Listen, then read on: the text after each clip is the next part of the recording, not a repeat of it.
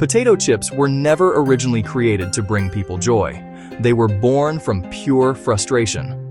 Back in 1853, Chef George Crumb was fed up with a customer who kept sending back his fried potatoes, complaining they were too thick. Annoyed, Crumb decided to make a point. He sliced the potatoes paper thin, fried them until they were impossibly crispy, and loaded them with salt, expecting the customer to hate every bite. But instead, the exact opposite happened. The customer loved them. What was meant as a sarcastic prank became one of the most beloved snacks in the world. The real lesson is that something created out of irritation and spite accidentally turned into comfort and joy for millions.